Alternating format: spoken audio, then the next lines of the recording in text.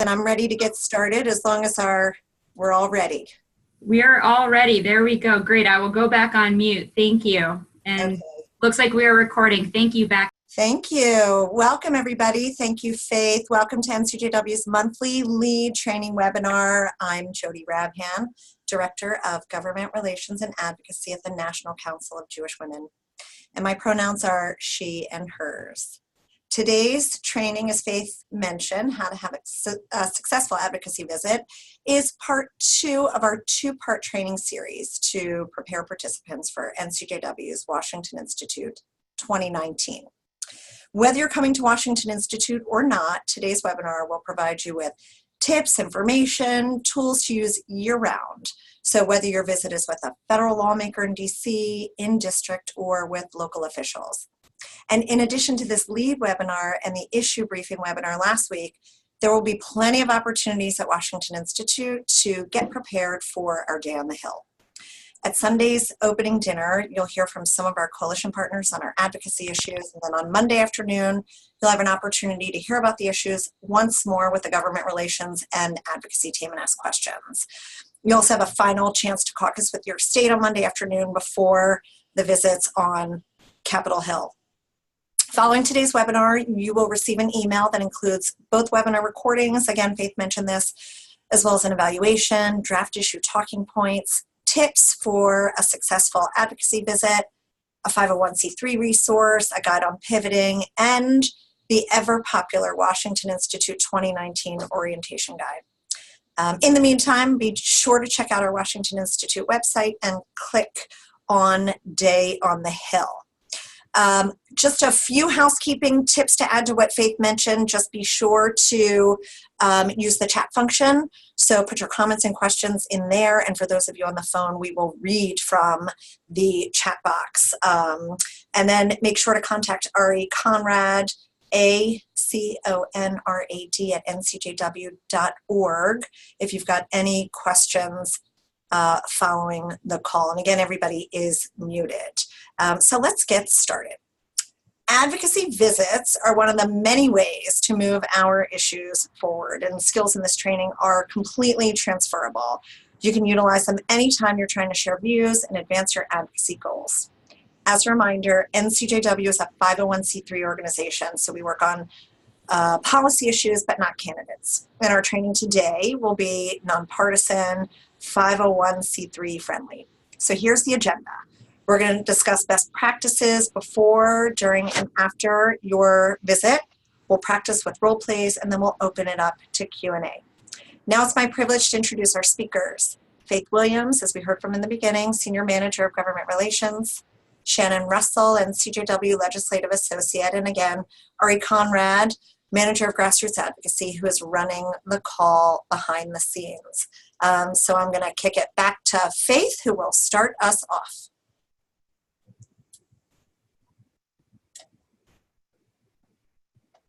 Hi, everyone. I was muted. All right. Thank you so much, Jody. So again, my name is Faith Williams. I'm the Senior Manager of Government Relations, and my pronouns are she and her. So when we think about an advocacy visit, I'm going to talk about everything that happens before you even get a foot in the door. And I think like most things in life, the more you prepare, the better off you will be. So this is all very important. So the first thing to consider when you're planning an advocacy visit is who do you want to meet with?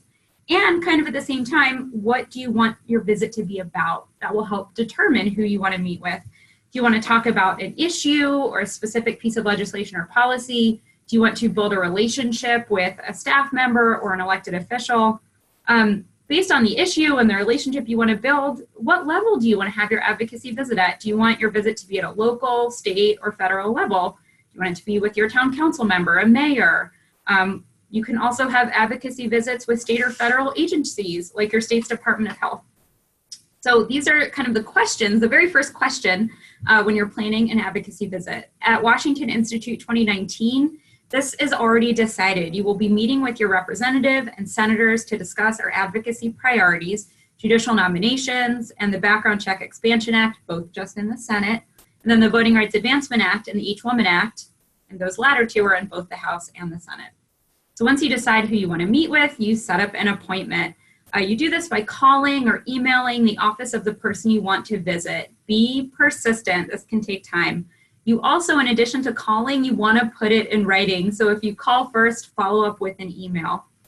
Let the person you're talking with or emailing with know how many people will attend and what issues or bills you want to discuss. This ensures the appropriate staff meets with you to discuss those issues. I would say frequently, certainly here in Washington, probably everywhere, the people you meet with are staff, not necessarily the elected official.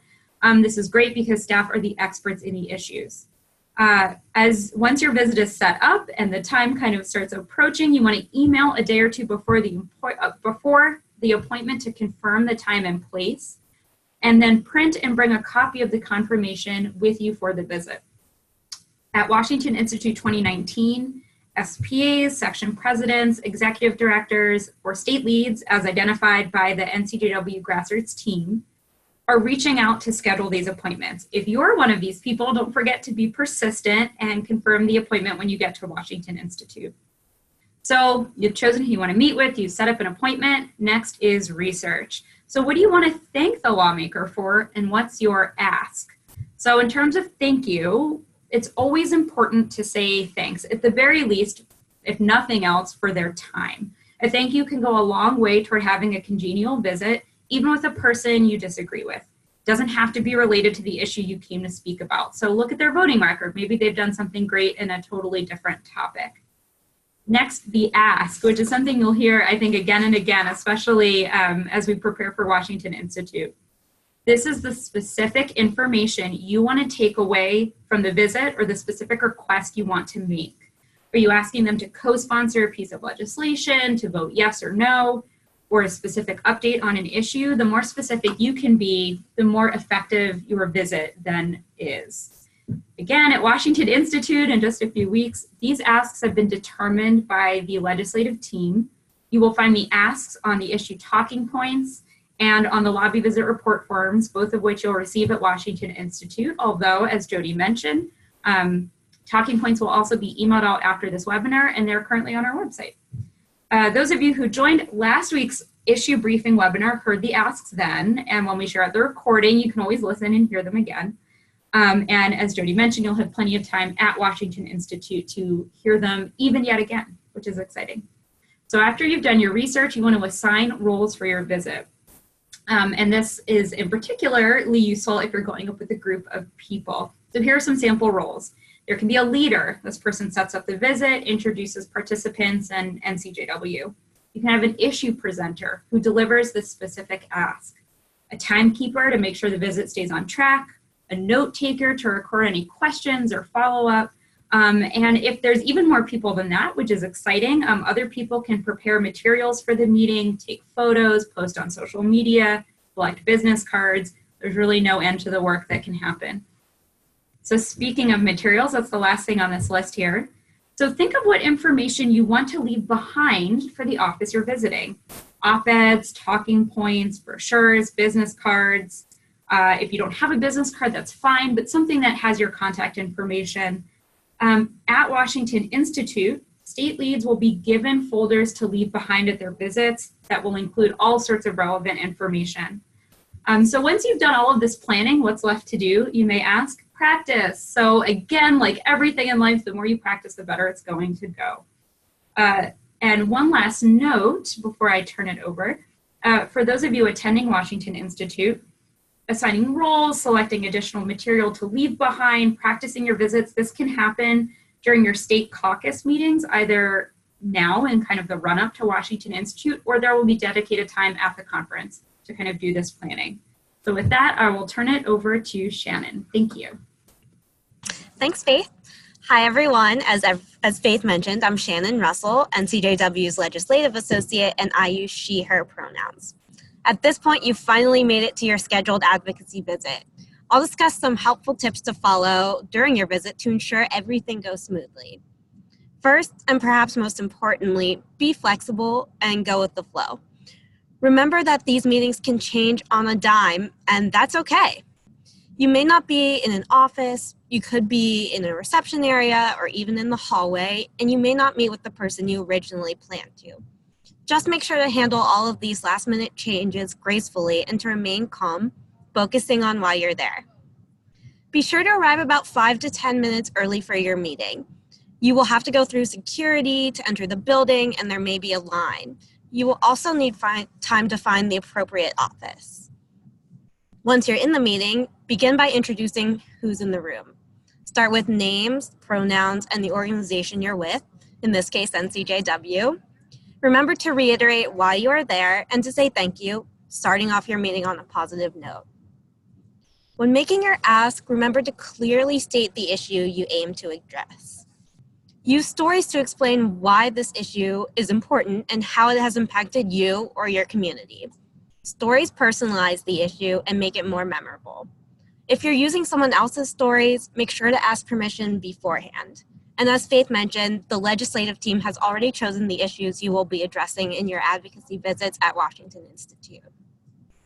Follow up by stating clearly what you want from the lawmaker. What specifically can they do? Introduce, co-sponsor, or vote yes or no on a particular bill. You could also ask your lawmaker to speak publicly, to talk to other elected officials, or to share information about the issue. The more specific you are, the more specific commitment you can get from your lawmaker or their staff. On that note, be sure to listen to the answers to your asks. At any advocacy visit, you will definitely want to make note of them so you can follow up and hold your lawmaker accountable. At Washington Institute, you will need to record the answers on your lobby visit report form. When wrapping up, review any outstanding questions and follow up you will need to do following the visit. Be sure to leave your materials and to exchange business cards. And again, thank the individual or individuals you met with for their time. Afterward, you should debrief away from the office. Discuss what went well, what you learned, what you would do differently next time, and the next steps. At Washington Institute, we will have half an hour to debrief before the closing program. Ultimately, be sure to make sure everyone is on the same page about the visit. Finally, you can follow up with the office, preferably via email, saying thank you again and sending along any promised materials. Now I'll turn it back over to Jody to discuss what will happen after your visit. Thank you. So after the visit, what happens? Well, you want to send a thank you note with any follow-up information promised during the meeting. Be sure to send the thank you note even if your follow-up materials aren't quite ready yet. For those attending Washington Institute 2019, one person should fill out the advocacy visit report form and return it to national staff or drop it off at the closing program on Capitol Hill, or you can even leave it in the luggage room at the hotel. Feel free to also scan and email it to us when you get back home. In general, when you're meeting with lawmakers, one person should complete the advocacy visit report form for the section. And if you're meeting with a federal lawmaker or agency, be sure to also send it to NCJW's national office so we're in the know about your visit and know when you last had contact with the office. Stay in contact with the staff and build the relationship. I can't stress this enough. Part of being an effective advocate is by leveraging the relationships that you've built, and staff tend to move around on Capitol Hill or in state capitals. You never know where they will wind up next. So building and nurturing that relationship is really key. And now it's time for Faith and Shannon to take us through some best practices.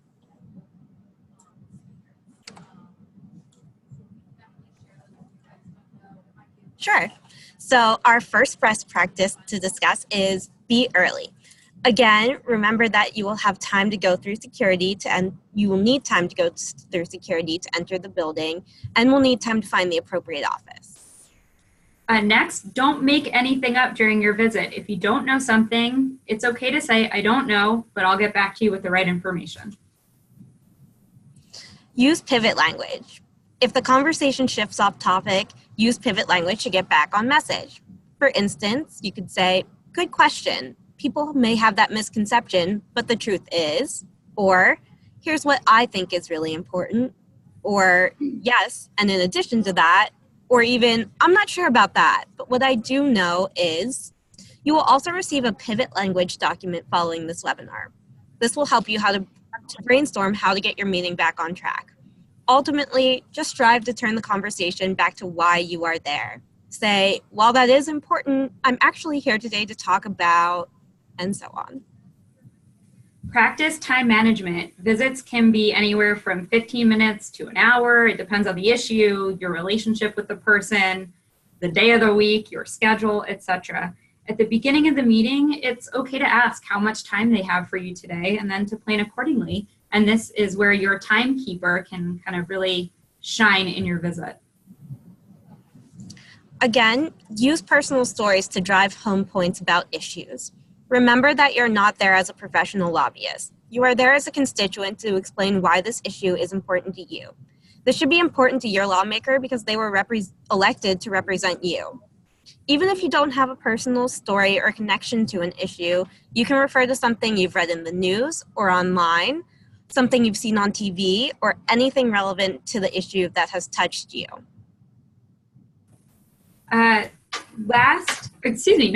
Almost last, stay nonpartisan. NCJW is a 501c3 organization, and we cannot stress that enough.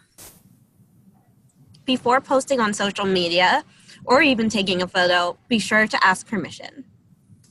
And last, say thank you. Again, at the very least, thank the person you're meeting with for their time. Okay, it is now time for a role play. Shannon and Faith will model 2 advocacy visits. We'll debrief afterwards using the chat function to understand what worked and what could have gone better. So Shannon and Faith, take it away. Great, thank you. So in these 2 role plays, in the first one I should say, Shannon will play the advocate and I have been elected senator. It's very exciting for me. Okay. Hi, Senator Williams. Thank you so much for agreeing to meet with me. Are we meeting in your office? Thank you, Shannon. I love meeting with people in my community. However, we're going to be meeting in the hallway due to space. I hope standing is okay because we don't have a choice. Oh, yeah, okay, I'll follow you. But how will I take notes? I mean, I guess that's okay. I want to meet with you. Well, great, because I don't have a lot of time today, so let's get started. I'm sure you're here to talk about Israel. Tell me all about it. Oh, no, I emailed your staffer that... Oh, you guys do great work on Israel. Thank you so much. Actually, I emailed in my meeting request. While Israel is an important issue, I'm actually here to talk about the 20-week abortion ban. If you want to talk more about Israel, I guess I can try to do that now, or I can get back to you later with more information. I mean, I guess we can talk about abortion if that's what you want to talk about. It's pretty public how I feel about the issue, but I always like to hear from constituents. Okay, well, first I want to say thank you for your time. I know, as you say, you have a public opinion on this, and I disagree with it, but I appreciate how you voted a couple months ago on a bill in support of homeless shelters.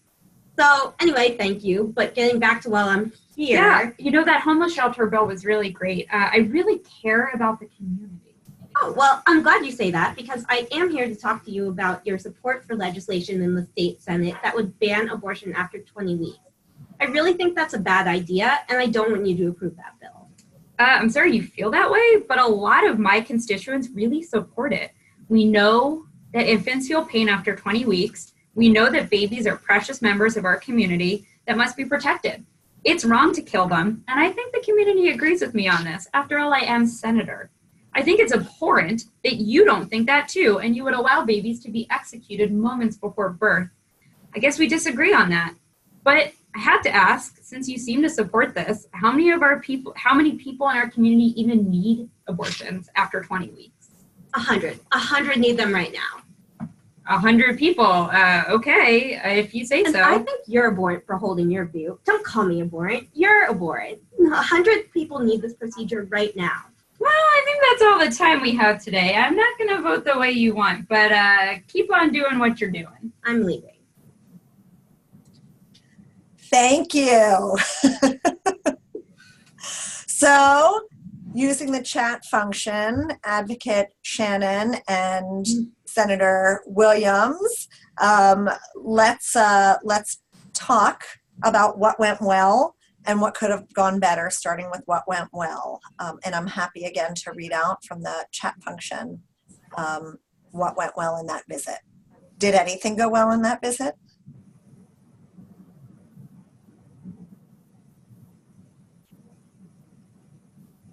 So I'll start with one. I thought Shannon, Advocate Shannon, did a great job of saying thank you for something, and then did a really lovely job of pivoting to the issue that she was there to talk about. Reading from the chat, so pivot from Israel went well. Shannon tried to pivot. The initial introductions went well. That's something. Thanking the senator for something else went well. The advocate stated her point of view. She did make an effort to focus on the main issue. All great points. Some points were agreed on, and Shannon pivoted back to her points. Flexibility on meeting location.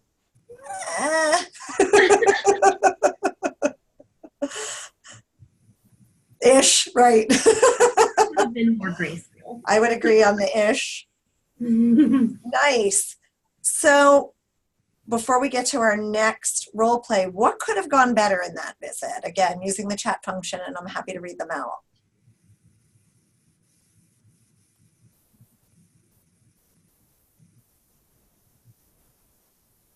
Think about using yes and. Should not have called her abhorrent. Shouldn't have made up the 100 number. You all are so good. Shannon was too defensive. Shannon could have been more, right. Shannon could have been more flexible. Right on. It's like you're reading from my notepad. Needed to state her position on the abortion bill. Anything else? And I'm also happy to welcome Advocate Shannon and Senator Williams to chime in also. It says should have the information about medical or other data.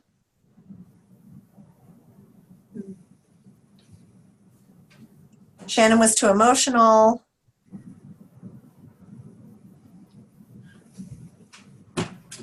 So remind the senator that not everyone agrees with the senator on abortion. She's a constituent. Mm-hmm. So yeah, I guess one thing I would add, or maybe two things. The first is Shannon was too emotional, but sort of the wrong kind of emotion when you're in an effective visit. Some of these topics are really hard, and it's okay if you get choked up or you're moved by something. I think that's a very appropriate emotional response to have in a visit. You know, taking the bait and letting yourself be kind of poked into anger in a visit is not one of those good emotions to have. But I do want to make sure people know it's okay to feel in these visits. We're human beings and we're talking about things that impact our lives. That's okay. And to that point, Myra put in the chat, the senator called her point of view abhorrent, and she responded the same way and lost her temper a bit. So I think to that point, Faith. Something else I want to point out in the chat, someone has talked about the use of stories. So that also could have been an effective tool. Yeah, when asked about how many people needed later abortion, she could have said, you know, I don't know the exact number, but here's a personal story. And to note, it doesn't have to be your own personal story. It could be something you read in the paper or somebody's story that you know, as long as they've allowed you to share it.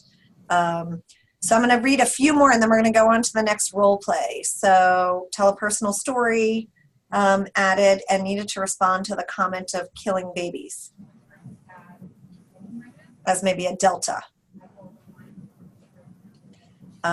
Okay, thank you, everyone. Robust feedback. Moving on to the second role play.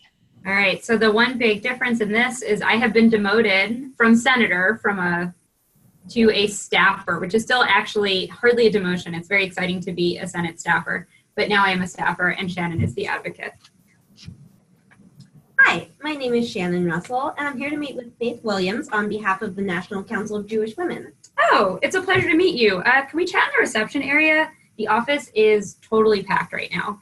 That's perfectly fine. I'll pull up a chair. Thanks for being flexible. All right, while we get situated, tell me about yourself and why you're here. Sure. As I mentioned in my email, I am a constituent of the Congresswoman and a member of NCJW. a 125-year-old national advocacy organization of Jewish women that represents about 90,000 members and supporters. Today, I hope to talk about why I oppose the 20-week abortion ban. Abortions after 20 weeks impact our community, and there are so many reasons why people need to access abortion later in pregnancy. I'm curious, how does the Congresswoman plan on voting on this harmful bill? Well, this is a tricky topic. I'm glad you came in today to tell me your opinion. The Congresswoman is pro-life personally, but she does strive to represent the views of her constituents.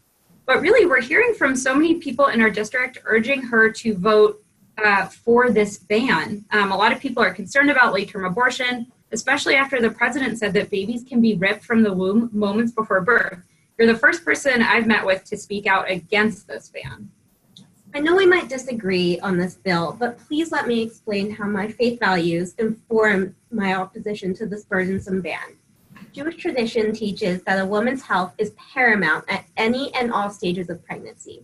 For that reason, NCJW has resolved to work for policies that protect every woman's right and ability to make childbearing decisions throughout her pregnancy and to eliminate obstacles limiting reproductive freedom. Many factors influence the decision to have an abortion after the first trimester, including difficulties accessing abortion, delays in arranging travel and funds, discovery of health risks to the mother or to the fetus, and just changes in life circumstances. Ultimately, there are so many varied reasons why people need to access abortion after 20 weeks, and a piece of legislation that bans them outright would be so harmful. Well, all right. I wasn't aware of those reasons or the National Council of Jewish Women's stance on the issues, so that's helpful. Why aren't we hearing more voices like yours? Every time I hear from the faith community, they're leading the charge in the opposite direction. I think the reason you're not hearing from many people is because abortion is so stigmatized. For NCJW and myself, protecting an individual's ability to make their own healthcare decisions in accordance with their personal beliefs is tied to religious freedom. Frankly, conservative groups using religious liberty as a weapon against patients seeking basic medical care, like abortion, do not speak for all people of faith.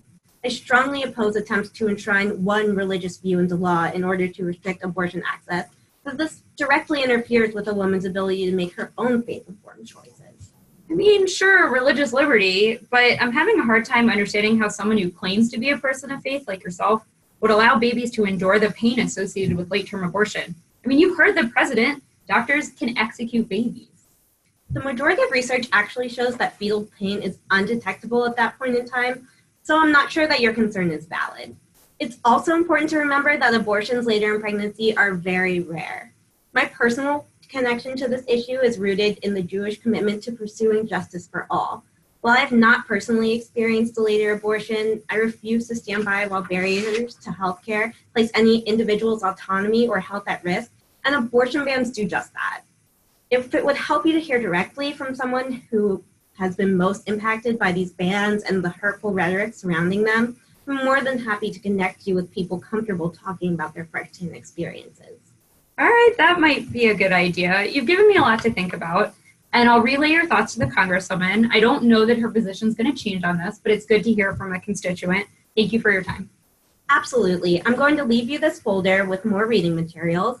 It also includes some personal stories from the community. If you're interested, I'll also follow up with an email about meeting with members of our communities who have had a post-20-week abortion. Thank you so much. Thank you. Everyone is clapping, I can tell, on their Zoom at home. So what went well with that visit? We'll first do the pluses and then we'll do the deltas. So I'm going to read from the chat room. Great explanation of how our Jewish values fit in with opposition to the abortion ban bill. Great statement of facts and research about fetal pain during late-term abortion. Great offer to share personal stories and leave them to read later. Lovely. I hope all staffers will be so gracious, and they often are. Shannon was very well prepared, gave great suggestions, and made sure to give information about follow-up. One I just want to point out, I'm not sure if it's just a point. Tricky to say at any point in pregnancy doesn't address the idea of ripping the baby out before birth. So I think just a language issue there. Shannon, listen well to the staffer. I'll also add, in addition to what someone had mentioned about being well prepared, was the leave behind folder. So having some follow-up materials, and then the leave behind also included some stories. So checking every box. She kept her cool. Shannon listened well to the staffer.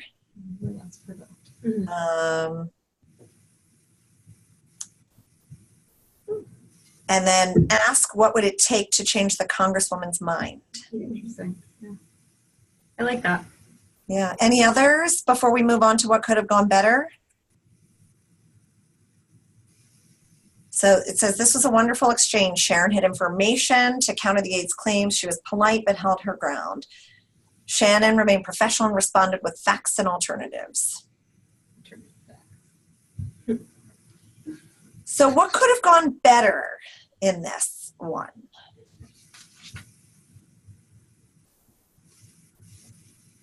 And again, I welcome Faith and staffer Faith and advocate Shannon to share their views too. Well, Shannon did tell me that one of my concerns just wasn't valid. I mean, that doesn't make me feel heard or validated. Yeah, you definitely shouldn't dismiss concerns. You should say, I hear what you're saying, but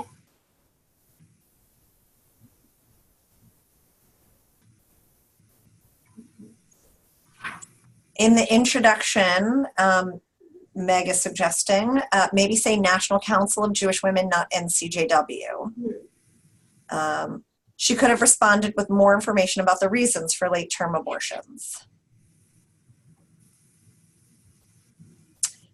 Okay, I'll read one or two more and then we're going to move on to questions. So regarding as to when a fetus has life, in Jewish halakha, within the conservative reform movements, life doesn't begin until the actual birth. So it's just another sort of messaging point, or data point, if you will, for responding. So if the issue of religious justification versus abortion comes up, it's basically not a deterrent. Thank you. So here's a question that I think we're going to hold. I'll leave it for Faith when she gets to questions about having more than one issue. How do you transition smoothly? We're going to hold on that, but I see that question. A couple more. A minor point, but when concerns about the president's comment came up, I would have responded his concern may not be valid, not your. Also, that we believe in women and their doctors and that the issue of basic medical care is important. Great feedback, everyone. I want to thank Advocate Shannon and Senator/Staffer Williams for the excellent role playing, and Faith is going to lead us into Q&A. A reminder to use the chat box, and again, there's already one in there. Feel free to populate it. Faith, over to you. Thank you. Thank you, Jody. Thank you, Shannon. And thank all of you for that conversation. That was a lot of fun. So we have a nice amount of time now set aside for Q&A. We're going to focus on questions pertaining specifically to advocacy visits, kind of their mechanics of it all. And I'm going to rely on our wonderful colleague, Ari, to kind of feed us questions because the chat box is a hopping and I don't trust myself not to miss anything. So Ari, let us know. Thank you. Yeah, so I think we'll start off with the question that was just asked a few moments ago, like what if there was more than one issue you wanted to discuss, like when we're going to the Hill and Washington Institute, how can we transition smoothly to another topic?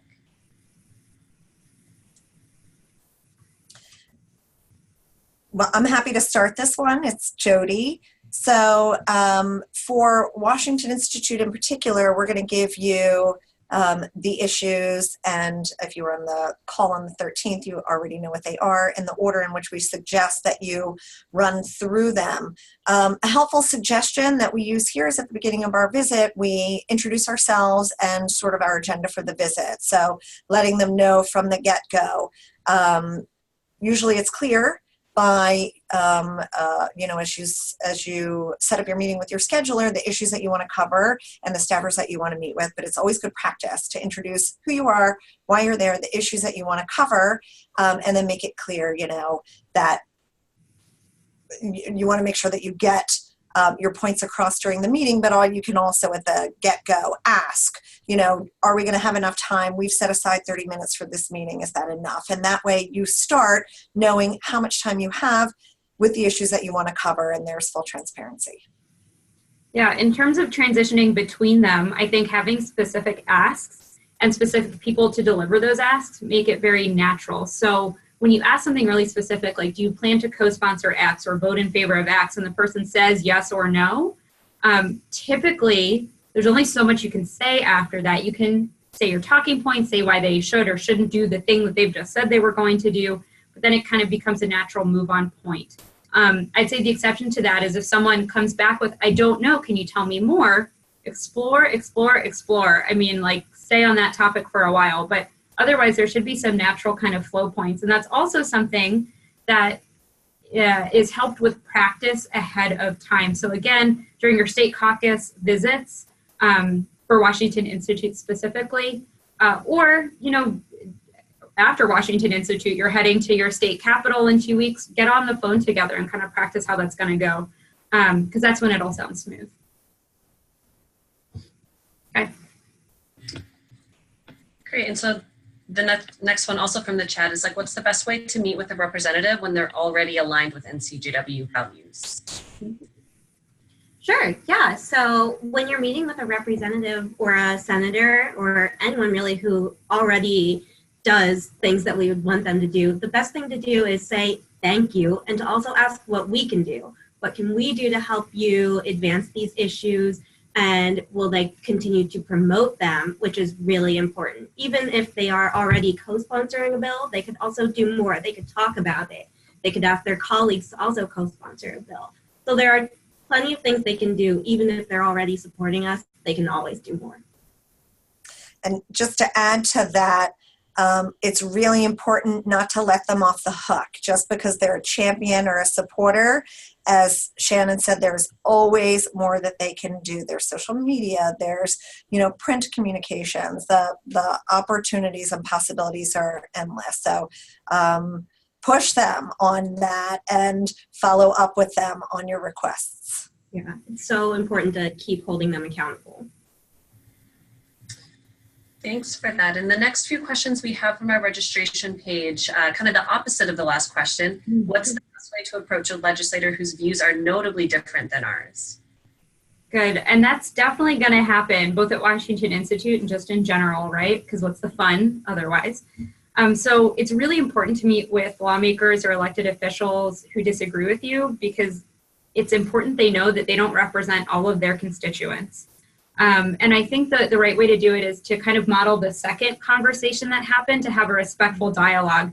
And sometimes to use the phrase, we have to agree to disagree on this topic, but let me explain to you why X, Y, and Z, or why my faith values drive me to do this. And so you're sort of giving them the language and space to hear a different point of view, and that's really important. And change happens, a lot of change, not all change, a lot of change happens slowly over time. And so sometimes this is the fourth or fifth Congress, someone's hearing about an issue, and we might be the 20th people in their office, and maybe by the 100th, they will change their mind. It happens, but it happens over time. Yeah. And this is also from the registration. What do we do if our legislator or staffer insists on talking about Israel when that's not what we're there to talk about? Yeah, so I can take the first go at this as well. This absolutely happens. This happens to us kind of with some frequency. It happens less in offices where you have relationships, which is a good plug for building those relationships. But it's okay to say, we agree that Israel is an important and complex issue, but we're here to talk about blam, whatever that issue is that you've come that day to talk about. That the best way is to just pivot out. And so, and to also come prepared with all those resources. So even if you're not meeting with exactly the right person, because they've either misinterpreted their request, or, I mean, there could be votes or a committee hearing or what have you, you're leaving behind information that can be passed along to the right staffer and that can be passed along to the elected official.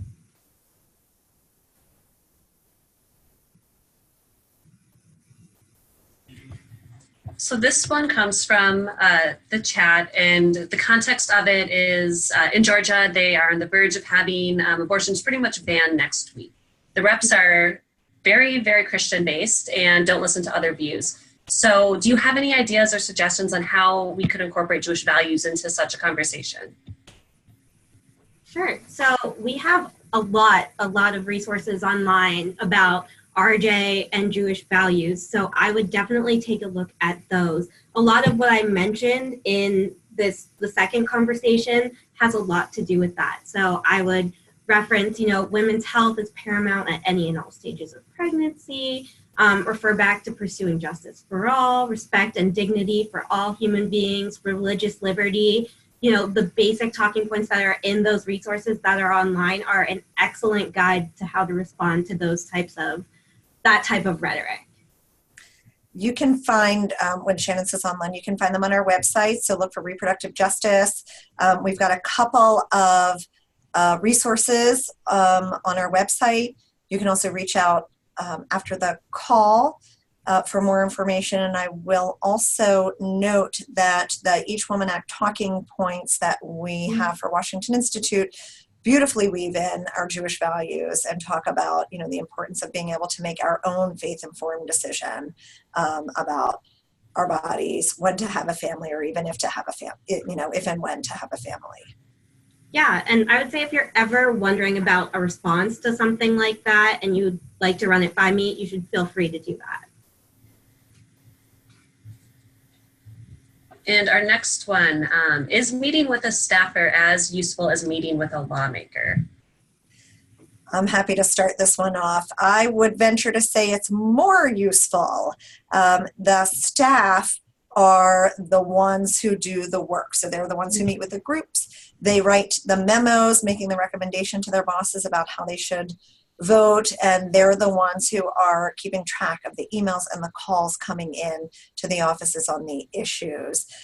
Meeting with staff, developing relationships with staff, it is the most important way in which you can get your point across and have a relationship with the office. It is always fun and exciting to meet a lawmaker. I still love it even after all this time. But when I want to do the actual work and want to, know how a lawmaker is going to vote on an issue and or get into really details about amendment strategy or co-sponsorship or whatever it may be, I go straight to the staff. Thanks. And this one kind of going back to using faith values like in our work, like have any of you ever found it helpful to have statistics around the religious makeup of a representative's constituents? I think it's a neat point. Well, it's a really good question, and it gets at strategy, which is stuff we all love. I will say this, that sometimes when we're doing interfaith work, we try and figure out the religion of the actual elected official and make sure someone's in our group that practices that same religion. Particularly effective when someone is Catholic and we can bring a nun in, because there's a visceral, visual response people seem to have, which is sort of funny.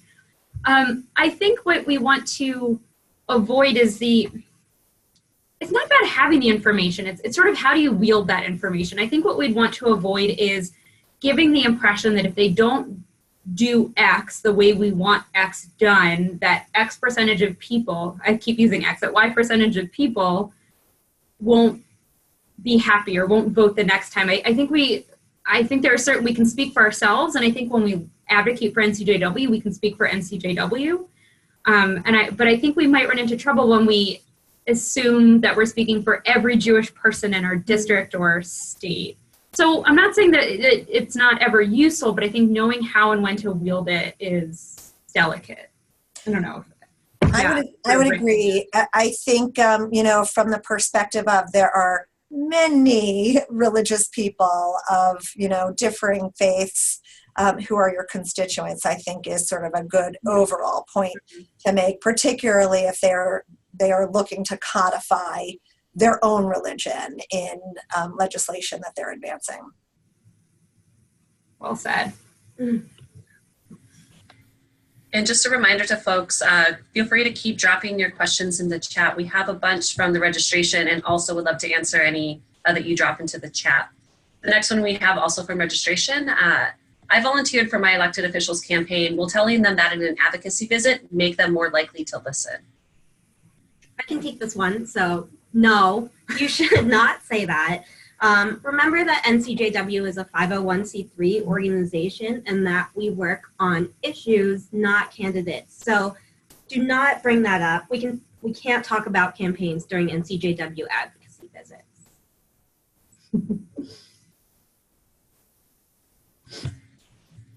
Great. And then regarding Washington Institute, what materials will all be provided? Lawmaker profiles, stories, like what will folks receive at Washington Institute?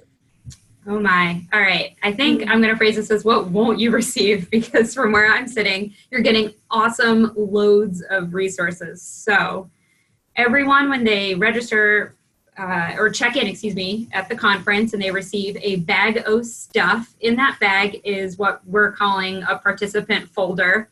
Name may change, but in there is going to be our issue talking points, tips on a successful advocacy visit, the pivoting document, so many other things. I don't have my list in front of me. Let me think. Our resolutions, our 501c3 resource, apologies if I said that already, a logistics document for how to kind of navigate that day on the Hill. Let me leave that aside. There might be one or two things I'm missing. Then in addition, the state leads, so that's an SPA, an executive director, or someone kind of identified by the national office who's setting up the visits. All of those state leads will receive all that same information, plus some additional op-eds and press statements on our advocacy issues. They'll also receive a combined kind of legislator profile and visit report form that directs, based on the voting record of the person you're meeting with on these very specific issues, kind of what to say or ask or do in your visit. So for example, someone is co-sponsoring this bill already, so the ask is, what more can they do? I'm paraphrasing, but so you'll receive that. You'll also receive a list of kind of the co-sponsors of all the bills and all that stuff. So then last but not least, there will also be leave behind folders for each lawmaker that you meet with, and we'll have plenty of extras for those drop-bys or the last minute visits that we know happen and are excited that happen. In there will be all of that great issue material that I talked about, the talking points, op-eds, press statements, NCJW information like our resolutions, our Vision for America, a contact sheet for the national legislative staff. And to that, I encourage folks to bring from home and add information about your specific sections, the programming, your community service work. All of that stuff is great. Your own contact information, definitely put it in there.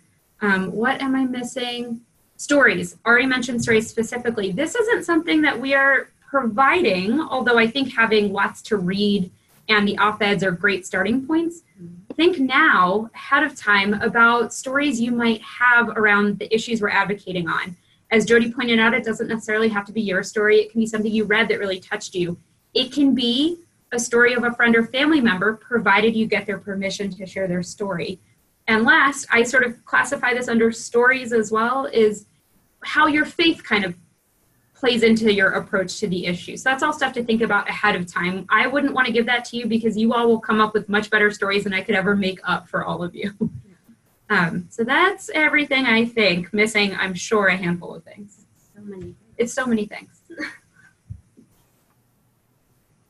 So we've talked a lot about how to use religion in our visits today. So one question that came in, should religion be a factor when making our point, or would it be better to keep it more general? I think that, because we are a faith-based organization, that religion is definitely part of what makes our voices unique. And I think that helps to make the visits memorable because you're speaking to your own values, why these issues are important to you. And part of that is because of your faith. Yeah, well said.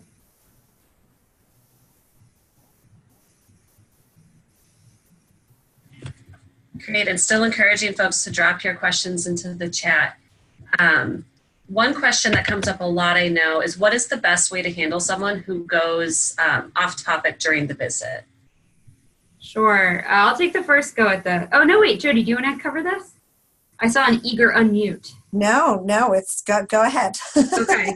So what I like about this question is it's pretty big, but I'm going to make it specific. So what happens when staff goes off track, like the person you're meeting with? You want to use that pivot as best and as politely as you can. You don't want to be rude or aggressive in doing so, but you have to course correct to stay on track. Like, as Shannon mentioned, X issue is important. I agree, but we're here to talk about voting rights. If a person if one of your fellow advocates goes off track, right? I think pivoting is still the tool to use. You need to do it gently and kindly. Call someone in, not call them out. You don't want to embarrass anyone in front of other people. No one wants that, right? No one wants that in a lobby visit. No one wants that ever. But to say, like, Tracy, that was a great point, but I want to get back to this question that was just asked about voting rights. And then when you debrief the meeting after, bring it up more directly. You'll most likely have more than one meeting that day. And you want to gently kind of coach someone like, I loved your enthusiasm. Maybe next time you can introduce us, but like the path you went down was off track. That's what I would say. I think that's a great response. So what about after the advocacy visit? What are some other ways that we could build relationships with staff and lawmakers after the fact? Well, I will start, but I really encourage Faith and Shannon to chime in. I think, one of the things we talked about on the webinar, which is the follow-up materials. It's the thank you note and all the things that you promised to follow up with. You may not have promised to follow up with any materials, but you see an article or an op-ed or somebody in your section has something that you forgot to bring. By all means, follow up with that. Scheduling phone calls, scheduling time to meet in district, coming back to DC and scheduling a meeting when you do so, even if it's not, for an NCJW event. You can go to legislator breakfasts. Again, these things happen in district all the time. Candidate forums. There's also a lead webinar that we did that I would love to call your attention to called How to Build a Relationship with a Lawmaker. There are really lots and lots of ways that you can stay in touch, build the relationship, and consistently and continuously go back to that staff person on the issues that you care about.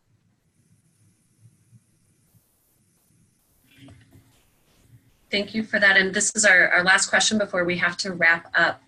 What have you realized during the advocacy visit that you said something wrong?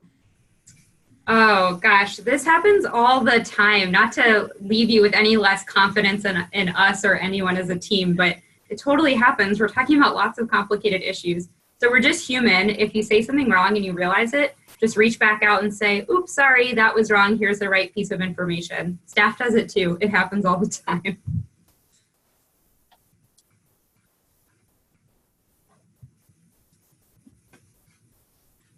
Great. So that was our last question. Thank you so much for joining the webinar. If leaders want to hold this training for your section or for advocates in your area, remember that you can find these training resources online. Simply search for advocacy training on NCJW's website. On March 22nd, which is the final day to register for Washington Institute, you will receive an email, as we've said, that includes the webinar recordings from today and from the issue briefing call, an evaluation, draft issue talking points, tips for a successful advocacy visit, a 501c3 resource, a guide on pivoting, and the Washington Institute 2019 orientation guide. The next LEAF call will be at 1:30 p.m. Eastern Standard Time on April 17th and will be the second part of our To Be of You series with Avoda Alumni Director Rachel Glicksman and Rabbi Danya Ruttenberg. Please join us to learn more about how to use different topics to advance your advocacy goals. Look out for an email to register for this webinar. Thanks again and have a great day. Bye, everyone.